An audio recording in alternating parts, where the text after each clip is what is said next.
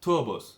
Today we're talking about internal combustion engines and the holy grail of tuning, turbos.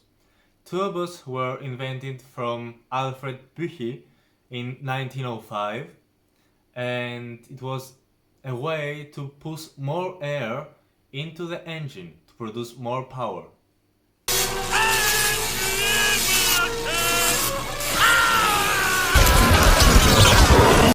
So at the time before Alfred Büchi's invention, if you want more power, you needed more displacement.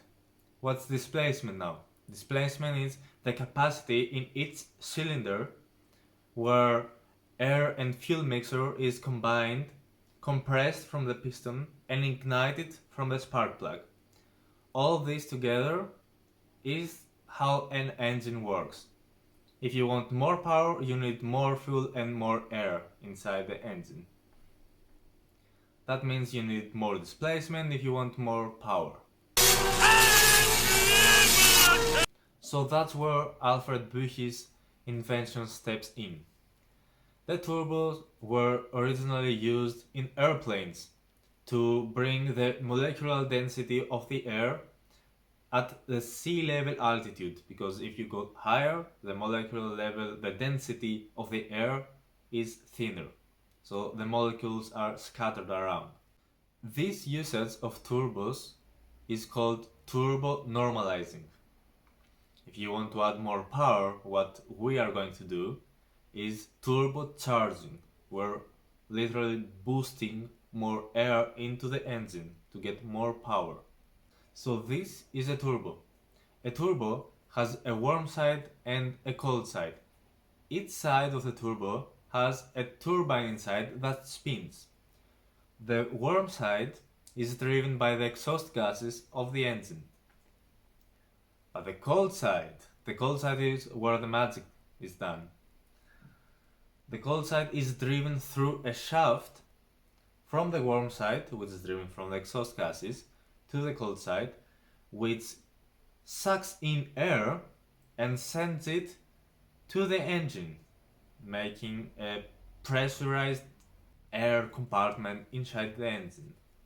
So that pressurized air compartment inside the engine is a mixture of fuel and air,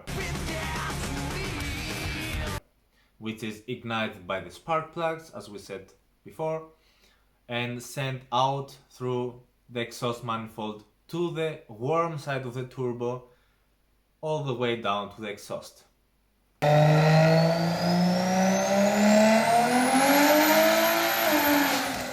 Now everything sounds easy and you would probably say, yeah, I could strap a turbo on my car and call it a day, right?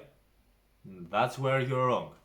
That's why when you hit the gas, air is pressurized between the cold side of the turbo and the intake of the engine.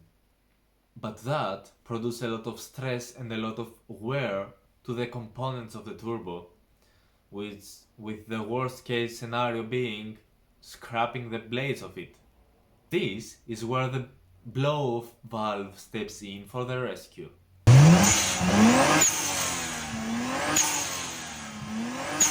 The job of the blow-off valve is to open and close according to the airflow in the system. Meaning, when you hit the gas, the direction of the airflow is from the turbo to the engine. When you stop accelerating, the throttle body closes and the airflow switches its direction from the engine to the turbo. By putting a blow-off valve in between, the air with the wrong direction escapes the system through it to the environment. Now that this problem is eliminated, we have sadly another problem to solve. Now that being all this pressurized air in the system, if you could look at it under a microscope, you would see that because of all that pressure, all the molecules are compressed and rubbing on each other. That creates a lot of friction, and friction is heat. Now we want to keep that pressurized air as dense as possible, right? Yeah.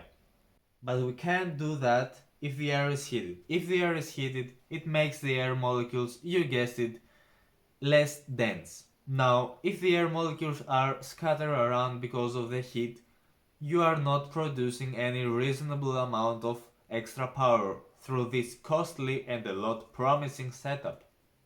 To complete this setup, you will need to add something more in between, that being an intercooler.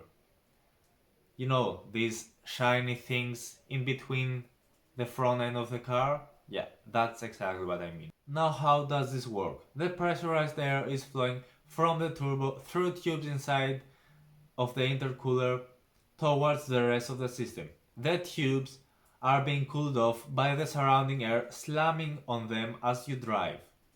So if you want to turbo your car, bike, boat, plane, I don't know, anything you want, you would need a turbo, obviously, an intercooler, a blow-off valve, and the correct tubing for the project you have. And yeah, those four things are everything you need to make that extra power you want. Stay tuned so you won't miss a part 2 where we talk about lag, what is lag?